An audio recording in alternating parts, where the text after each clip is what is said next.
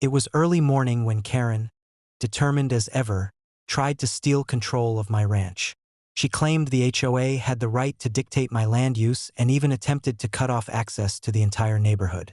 What she didn't realize was that every inch of my property was legally mine, fully documented, and monitored with high-tech security measures.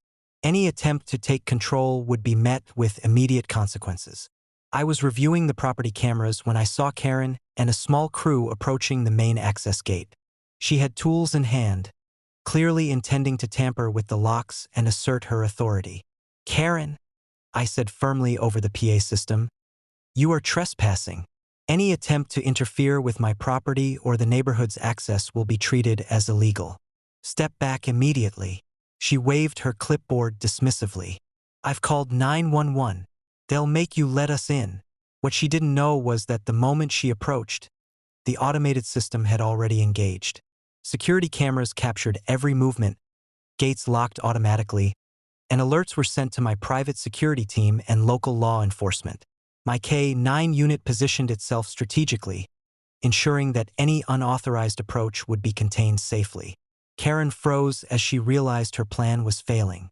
"This isn't fair," she shouted, trying to push forward. I activated the ranch's defense protocol. Gates controlling access to the neighborhood were fully automated, allowing residents to enter freely while blocking anyone attempting unauthorized access. Karen found herself trapped in a controlled zone with law enforcement already en route. Deputies arrived within minutes. Karen tried to explain that she had HOA authority to cut off the neighborhood, but the officers were unimpressed. The property deeds and surveillance footage clearly showed that she had no legal right to tamper with access, and her actions constituted trespassing and attempted property interference.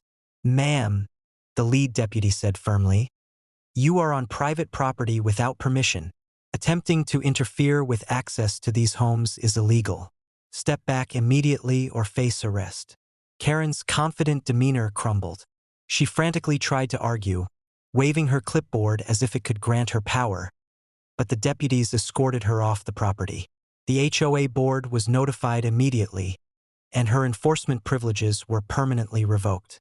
Any future attempts to interfere with my property or the neighborhood would result in criminal charges. Meanwhile, the neighborhood remained fully accessible to residents.